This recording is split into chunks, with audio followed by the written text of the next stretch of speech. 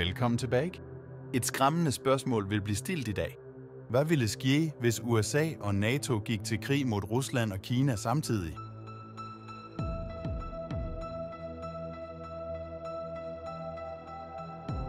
Som vi ved, befinder USA og NATO sig allerede i en eskalerende konflikt med Rusland. Og nu som det har opstået en højtrusselsituation, som involverer Kina, er udsigterne til en tofrontskrig en reel mulighed.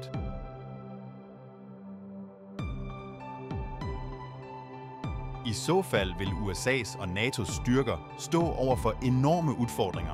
De vil måtte allokere tropper og ressourcer til to ulike fronter, noget som kan gøre enkelte regioner sårbare. En global konflikt med Rusland og Kina vil få enorme økonomiske konsekvenser. Handelsruter kan føre til global økonomisk recession. Krig kan tvinge nationer over hele verden til at vælge side og omdefinere sine magtstrukturer.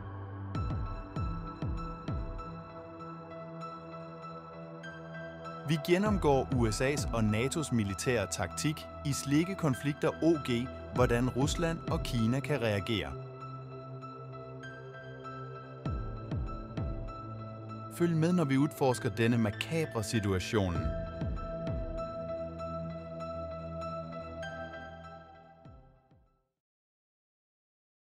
Vil du se mere? Du kan nu se alle episoderne af serien vår på netstedet vårt. Udforsk potentialet for den næste verdenskrig i dag.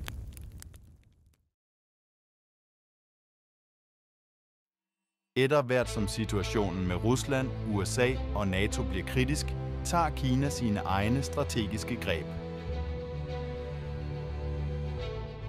Det kinesiske militær koncentrerer sig i nærheden af den selvstændige og autonome øje Taiwan. Dette har fået alarmklokkene til at ringe i hele det internationale samfund. Spændingen mellem USA, NATO og Rusland har strukket USA's militære ressourcer i regionen til det yderste. Kinesiske militærstyrker i Taiwans nærhed tyder på, at kineserne er motiveret til at udnytte den kaotiske situation. Taiwan mobiliserer sine forsvarsstyrker i møde med øget militær aktivitet ved landets grænser. Taiwan er i færd med at forberede sig på en mulig aggression fra Kina.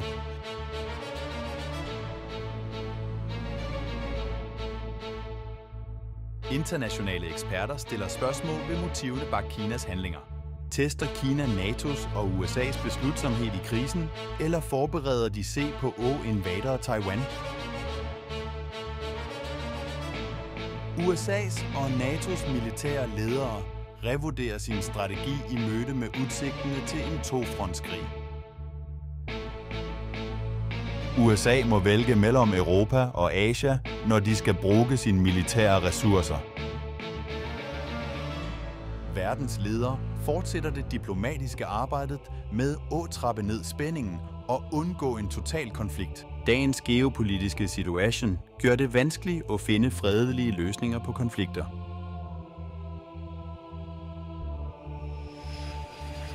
Mens verdenssamfundet følger spændt med, bliver situationen i både Europa og Asia stadig mere prekær. Muligheden for krig med Rusland og Kina er en bekymring med ødelæggende konsekvenser for alle parter.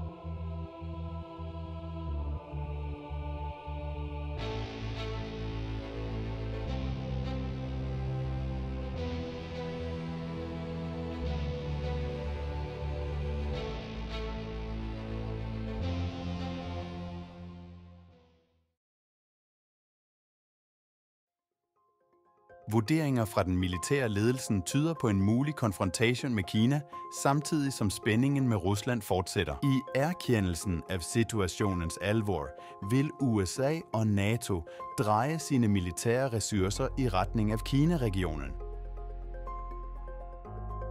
Det tages ikke let på omfordelingen af militære ressourcer. USA og NATO i Europa må forberede sig på en mulig konflikt med Kina til trods for begrænsede ressourcer. Verdenssamfundet er mere optaget af omfordeling af militære ressourcer.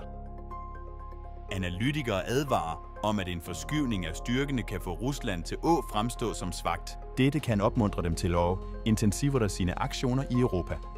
I møde med USA's og NATO's handlinger øger Kina sin militære tilstedeværelse nær Taiwan. Folkets frigøringshærs marine planlægger, gennemfører skarpe øvelser og viser frem sine avancerede marinekapaciteter for at sende et tydeligt budskab til verden. Taiwans regering mobiliserer forsvarsstyrker mod en mulig kinesisk invasion. USA og NATO styrker Taiwans militære beredskab med logistik og efterretningsdeling. Mens USA og NATO fokuserer på Kina-regionen, er de fortsat til stede i Europa for at modvirke trusler fra Rusland og Kina. Verdenssamfundet er fortsat nervøst og frygter, at enhver fejlberegning kan føre til fuld krig. Man søger fredelige løsninger for Rusland og Kina ved at holde diplomatiske kanaler åbne for omverdenen. Men det er fortsat for mye, som står på spil, og han er ikke sikker på, om diplomatiet kan forhindre en farlig konflikt. USA og NATO står over for en delikat balancegang i forsøget på at navigere mellem disse to store geopolitiske kriser. Udfaldet vil ikke bare påvirke de involverede lande, men også hele verdenssamfundet.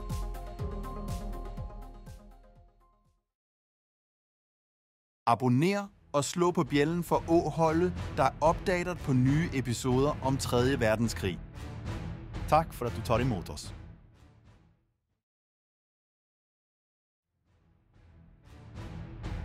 Følg os på de sociale netværkene vore for at få vide om nye udgivelser. Vi snakker om Instagram, Facebook, Twitter osv. Vi er på plads. Tak for at du ser på kanalen vor. Det er meget, der det kom fra. Interesserer det at se alle episoderne i dag? Besøg netstedet vort på URL-lænken for at få tilgang til mediebiblioteket vort.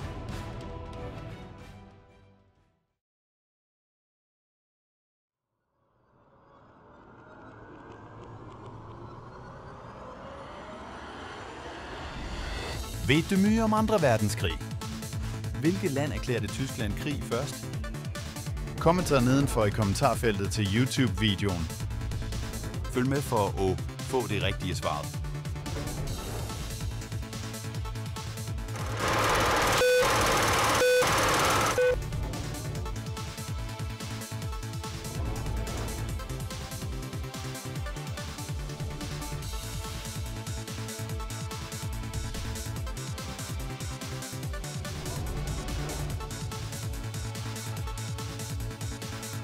Land som dækkes, Storbritannien og Frankrig.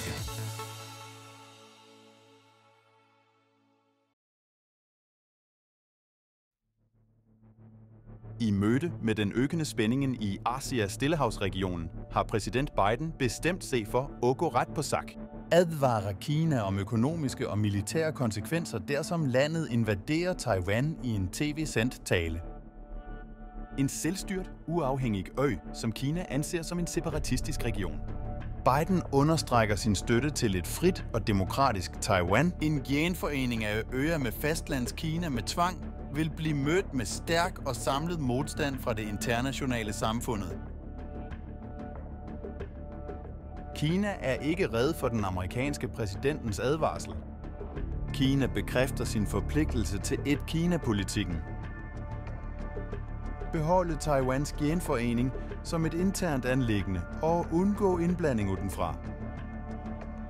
Investorerne bekymrer sig for, hvilke konsekvenser konflikten mellem USA og Kina vil få for de globale finansmarkederne.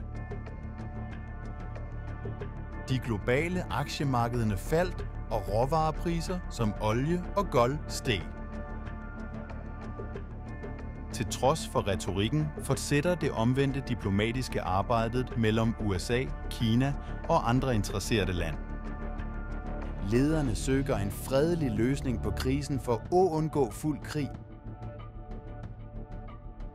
i et forsøg på at afskrække Kina fra at gå videre med en invasion af Taiwan, trapper USA og NATO-allierede op fælles militærøvelser i regionen. Øvelserne demonstrerer Taiwans forsvarsvilje og beredskab til at svare på enhver aggression. Situationen er fortsat svært ustabil, og verden følger spændt med på udviklingen i Asia-Stillehavsregionen. Borgere over hele verden håber, at diplomatiet vil sejre, men med høj spænding og militære ressourcer i bevægelse er det fare for en katastrofal konflikt. I den globale kampen mellem Rusland og Kina versus USA og NATO. Verdensøkonomien synker ned i kaos. International handel og investeringer kompliceres, når et land må vælge side for at undgå at havne i krydsilden. Amerikanske selskaber er sårbare for økonomiske blokader og repressalier fra Kina. Med mange leverandører i Kina og et stort forbrugermarked er det mange amerikanske selskaber, som tjener penge. I møde med den globale økonomiske nedgangen har regeringer iværksat krisetiltag for at stabilisere økonomien. Tiltag som valutakontrol, øget infrastruktur og øgte forsvarsudgifter inkluderet rationering. Den forværrede krisen påvirker hverdagen til mennesker over hele verden. Råvareprisen stiger, arbejdsledigheden er skyhøj, og social uro spreder sig over hele verden. En sammenkoblet global økonomi midt i et økonomisk kaos, og de mulige konsekvenser af at bryde de diplomatiske forbindelser.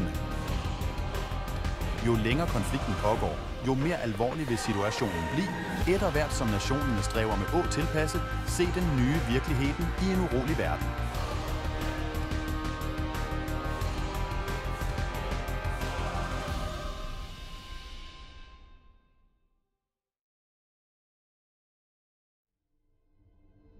Kina iværksætter resolutte militære tiltag i tilspidsede situationer. Missiler affyres mod Taiwan, Japan og Sydkorea i en kraftfuld magtdemonstration. Overraskende angreb overrasker verden, og landene reagerer raskt på eskalerende situationer. Målnationerne, som nu står over for en direkte trussel fra Kina, beder USA og NATO om støtte og assistance. I kölvattnet av den globale krisen har konflikten spredt sig ut over stridigheterna mellem Rusland og NATO. Hele verden står på randen af en ødelæggende krig uden sidestykke.